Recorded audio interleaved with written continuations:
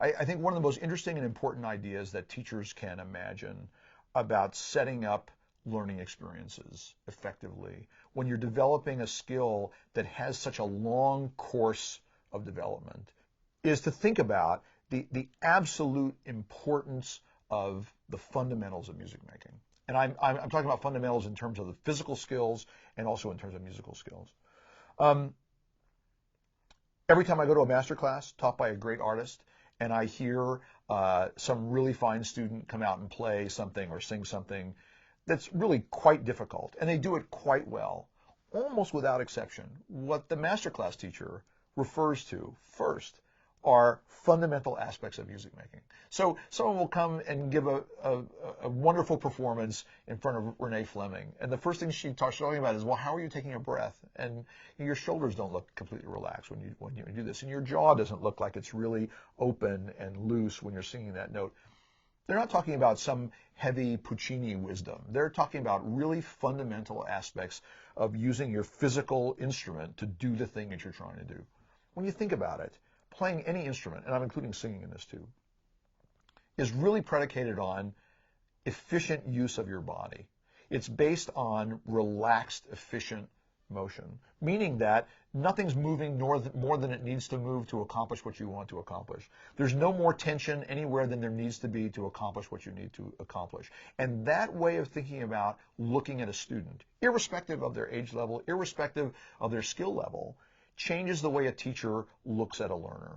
Because the question I'm always asking myself when I watch somebody play an instrument or I listen to somebody sing, and I'm looking at their body, and I'm saying, did they look like they do when they're just sitting there talking to somebody, right? And the more they start to depart from that, the less efficient they're probably using whatever resources, whatever physical resources they have to do what they're trying to do. So one of the things that seems to be overlooked often is that sort of religious attention to fundamental aspects of using your body effectively. I mean, where you're sitting and how you're holding the instrument and where your limbs are positioned and how your fingers are moving in relation to the instrument.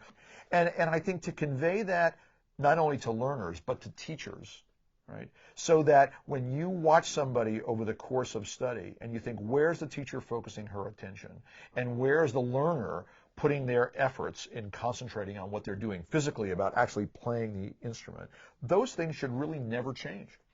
But I think that aspect of having an ongoing focus on physical fundamentals is just a huge part of doing anything well. I mean, it's the same thing in playing baseball or playing any other kind of sport. I mean, you look at what people are working on. They're working on absolutely fundamental physical motion and trying to make that as efficient as possible. Without that, there's no reason to go on.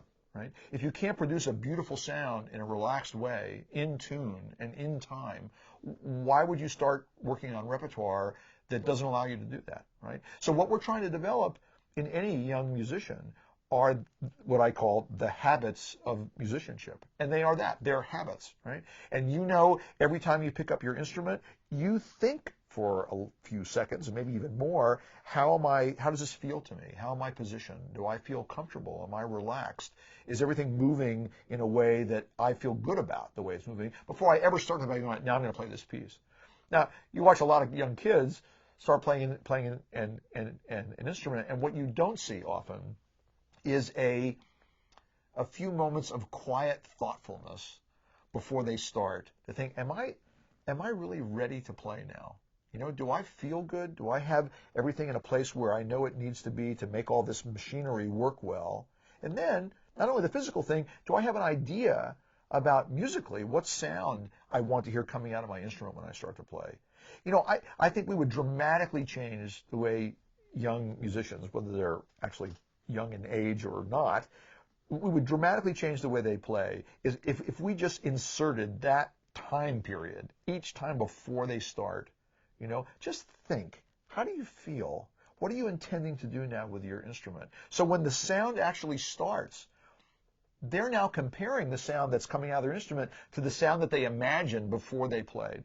And that can start very early on. When you think about this in terms of how to develop skill over time, rather than moving from one idea to the next, you're really layering on ideas about what you're doing as you play.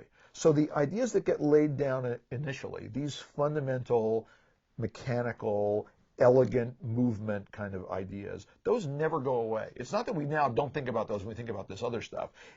We just sort of layer on the next layer of stuff that we're going to think about. So over time, now I'm able to focus my attention in this range of things, all the while remembering what this fundamental aspect of my playing is about. And when you think about what you do when you practice, when you're spending time on your own, the kinds of discriminations you're making, the self-evaluation that you're doing is only possible because you have very clear ideas about what you're supposed to feel like and what this is supposed to sound like in terms of your own judgment, not your teacher's judgment, but in your judgment.